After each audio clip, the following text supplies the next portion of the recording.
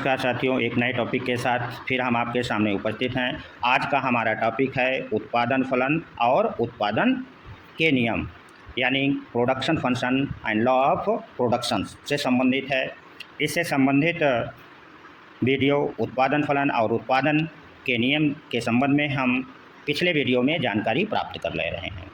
यहाँ पर हम ये जानने का प्रयास करेंगे कि उत्पादन फलन और उत्पादन का नियम चाहे दीर्घकाल से इसका संबंध हो या अल्पकाल से, दोनों के विषय में हम ये जानने का प्रयास करेंगे कि आगतों में परिवर्तन, आगतों मीन्स इनपुट्स अर्थात साधनों में परिवर्तन का प्रभाव कुल उत्पाद, टोटल प्रोडक्शन, औसत उत्पाद, एवरेज प्रोडक्ट तथा सीमांत उत्पाद, मार्जिनल प्रोडक्ट पर क्या प्रभाव पड़ता है, इसको जानने का प्रयास करेंगे।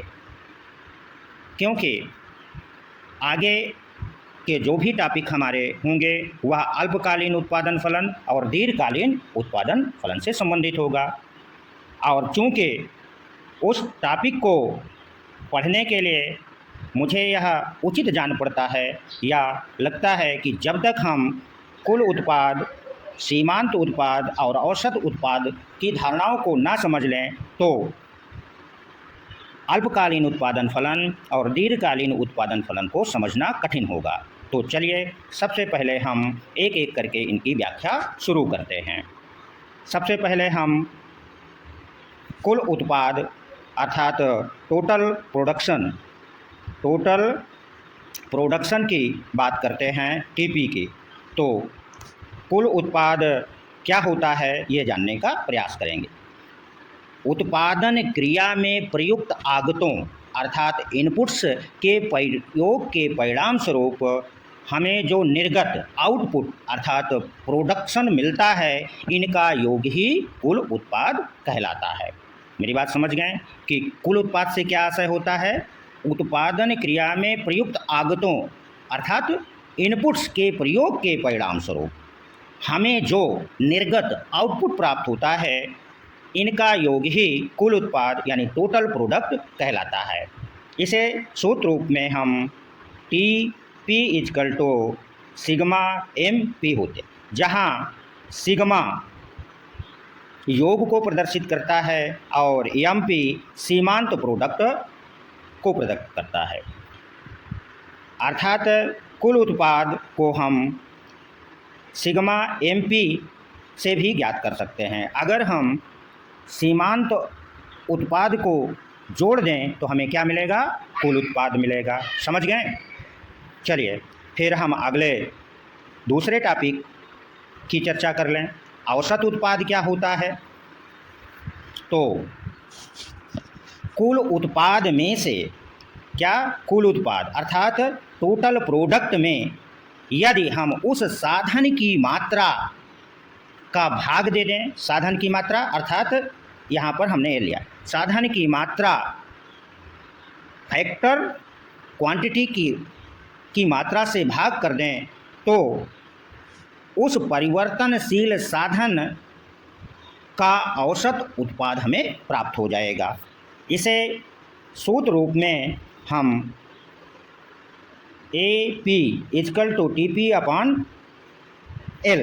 के रूप में लिख सकते हैं, जहाँ पर AP औसत उत्पाद को बतलाता है, TP कुल उत्पाद को और L श्रम की मात्रा को। अतः हम कह सकते हैं कि कुल उत्पाद में जब हम परिवर्तनशील साधन की मात्रा से भाग देते हैं तो जो हमें उत्पादन प्राप्त होता है उसे हम औसत उत्पाद कहते हैं। चलिए अब हम तीसरी धारणा पर विचार कर लेते हैं। तीसरी धारणा हमारी है सीमांत उत्पाद। सीमांत उत्पाद क्या होता है ये जान लेते हैं।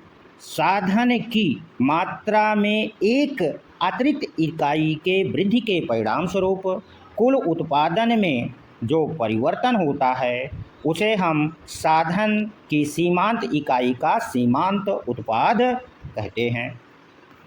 इसे सूत्र रूप में MP is equal to TPN minus TPN minus 1, जहाँ TPN हमारा N साधन इकाइयों से प्राप्त उत्पाद है तथा TPN साधन की N इकाइयों के एक कम इकाई का उत्पाद है। यदि हम इन दोनों का अंतर कर लें तो हमें सीमांत उत्पादन प्राप्त हो जाता है। इसे हम MP को अर्थात सीमांत प्रोडक्ट को हम डेल्टा TP अपान डेल्टा L के रूप में भी लिख सकते हैं।